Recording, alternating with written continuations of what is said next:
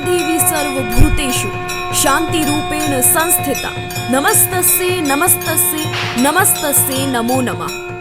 जिस दौर में महिला को अबला कहा गया, जिस दौर में महिलाओं को बस घर के कामों तक ही उपयुक्त समझा गया, जिस दौर में पिछले समाज की आवाज बुलंद नहीं थी, उसी दौर में चंपारण बेतिया की पावन और ऐतिहासिक भूमि पर सन 1959 में एक दिव्य महिला का जन्म हुआ, जिन्होंने बिहार और भारत की राजनीति से लेकर लोगों के दिलों पर भी गहरी छाप छोड़ दी, जो काल के प्रभाव से कभी मिट नहीं सकते। उस शक्ति स्वरूपा, परम देशभक्त और जन सेवा में अपना सर्वस्व न्यौछावर करने वाली दिव्य महिला का नाम है Renu Devi, the face of women power. Renu Devi भारतीय राजनीति की केवल धरोहर ही नहीं बल्कि नारी शक्ति का एक जीता जागता उदाहरण है। अपने दमदार भाषणों और राजनीति की गहरी समझ से विपक्षियों के होश उड़ा देने वाली भाजपा की वरिष्ठ नेत्री की कहानी जटिल संघर्ष और क्रमबद्ध विकास की लंबी श्रृंखला है।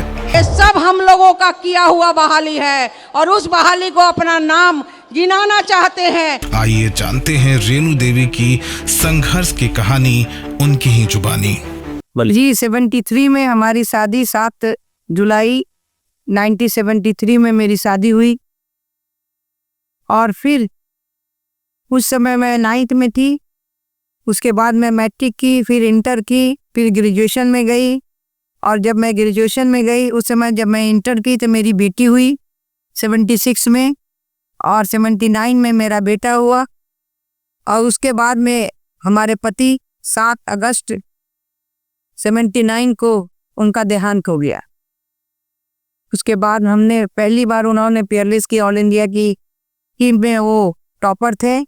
फिर हमने पहली बार पेयरलेस को हमने ट्रांसफ़र लिया और 5 स्टेट का काम हमने 3 महीनों के बाद में संभाला। बच्चों को मेरे माता पिताजी ने, हमारे यहाँ पूरे परिवार ने देखा और मैं अपना हर 3 महीने में हर दूसरे स्टेट में जाके काम करती रही और इस तरह से मेरा कारवा बढ़ते गया और धीरे धीरे समाज में एक सब लोग जानने लगे। 10,000 की हमारी टीम थी, चाहे साउथ इंडिया हो, चाहे नॉर्थ इंडिया हो, चाहे अरुणाचल हो, चाहे असम हो, चाहे यूपी हो, चाहे बिहार हो, चाहे बंगाल हो, इतने जगह मैं काम करती थी। और फिर मैं ग्रेजुएशन में मात्र मैं 2 ईयर तो बढ़िया से निकाल ली, लेकिन जिस साल पति एक्सपायर किए थे उस साल मेरा ग्रेजुएशन फाइनल ईयर था। हमने थ्योरी में अच्छा किया लेकिन प्रैक्टिकल में अच्छा किया। थ्योरी 1 नंबर से हमारा चला गया। फिर हमने झांका नहीं कि मुझे पढ़ना है लिखना है, बस आगे निरंतर काम करती रही।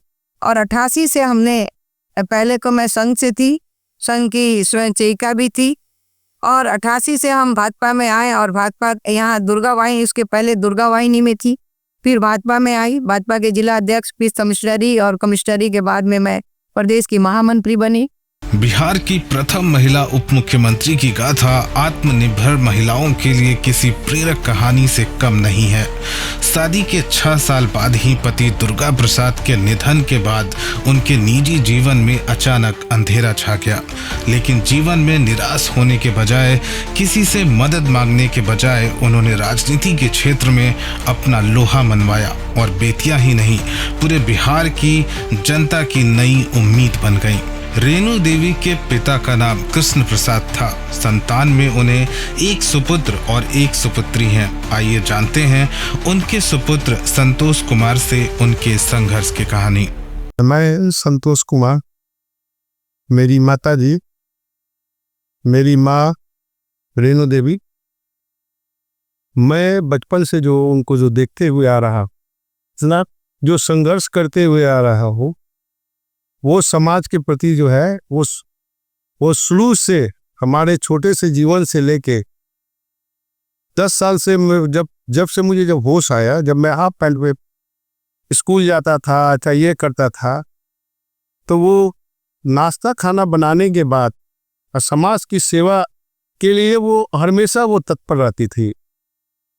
हमारे जितने भी भाई लोग हैं, गरीब भाई लोग हैं, सबसे पहले वो बोलती थी कि बेटा तुम्हारे लिए सब कोई है, परिवार है, लेकिन जो आ रहे हैं लोग, जो जनता जो आ रही है, उसके लिए मैं खड़ी होंगी, मैं खड़ी हूँ। पहले मैं उनको पहले करूँगी, उसके बाद तो मैं तुम पढ़ेंगी। मैं बचपन से देखते आया हूँ कि मम्मी जो है, जब दुर्गा वाहिनी में जो थी, वो सुबह 4 बजे सुबह एक शाही बस करके चलता था। 4 बजे सुबह वो निकलती थी, पटना जाती थी, पटना कार्यालय में वो वर्क करती थी, जो समाज सेवा का जो उनको जो वहाँ से मीटिंग जो करके वो आती थी, और वो फिर 11 से 12 बजे रात में यहाँ पहुँचती थी, और फिर अपने समाज सेवा के लेके वो गांव-गांव वो जाती थी। आज भी जो है, एक बार में तो जाओ, वो जब भी कोई मुख्यमंत्री उप मुख्यमंत्री रही या आज मंत्री भी है, जब भी हमारे जो कोई भी आते हैं, जो गरीब हो अमीर हो, सबका एक ही समान यहाँ पे उसका ट्रीटमेंट जो भी होता है, जो सेवा सत्कार जो होता है, एक ही हम जो खाते हैं वही उनको खिलाते हैं। कभी भी जब मम्मी पटना भी रहती है तो वो अपने हाथों से बना के अपने भाइयों बहनों भतीजा भतीजी को आज भी वो सेवा देती है, और वो लगातार जो है वो सेवा जब तक आप चाहेंगे तब तक वो सेवा देती रहेंगी। संतोष कुमार से उनके संघर्ष की कहानी। बेतिया विधानसभा सीट से भाजपा की तरफ से 5 बार के विधायक, बिहार की पूर्व उप मुख्यमंत्री, वर्तमान नीतीश सरकार में पशुपालन एवं मत्स्य विभाग की मंत्री रेणु देवी अति पिछड़ा नोनिया समाज से ताल्लुक रखती हैं, लेकिन सामाजिक, पारिवारिक और राजनीतिक चुनौतियों से जूझते हुए उन्होंने जिस ऊंचाई को पाया वो किसी पहाड़ की ऊंचाई से कम नहीं है। अगर शिक्षा की बात करें तो जिस जमाने में महिलाओं का मैट्रिक पास करना भी बड़ी बात मानी जाती थी, उस जमाने में भी उन्होंने बड़ी शिक्षा हासिल की है। इंटरमीडिएट की परीक्षा पास करने के बाद उन्होंने स्नातक में भी दाखिला लिया। हालांकि पारिवारिक जिम्मेदारियों के कारण महज 1 नंबर से उन्होंने स्नातक पास नहीं की, लेकिन उन्होंने कभी हार नहीं मानी। वो बचपन से ही संघ से प्रभावित थी और संघ की शिक्षा ने उन्हें और मजबूत, आत्मनिर्भर और जुझारू बनाया। आइए अब एक नजर रेणु देवी के राजनीतिक जीवन पर नजर डालते हैं। 1 नवंबर 1959 को जन्मी रेणु देवी बचपन से ही महत्वाकांक्षी और दूरदर्शी थीं। साथ ही साथ उनके स्वभाव में लोगों की मदद करना और सेवा भाव भी था। शायद इसीलिए उन्होंने जनहित और राष्ट्रहित का क्षेत्र चुना। 1981 में उन्होंने सामाजिक जीवन की शुरुआत की और चंपारण एवं उत्तर बिहार को अपना कार्य क्षेत्र चुना। 1988 उनके लिए महत्वपूर्ण साल था जब वे भाजपा दुर्गा वाहिनी की जिला संयोजक बनी। इसी दौरान राम मंदिर आंदोलन को लेकर करीब 500 महिला कार्यकर्ताओं के साथ गिरफ्तार भी हुई और कभी ना खत्म होने वाला उनका ये संघर्ष शुरू हो गया।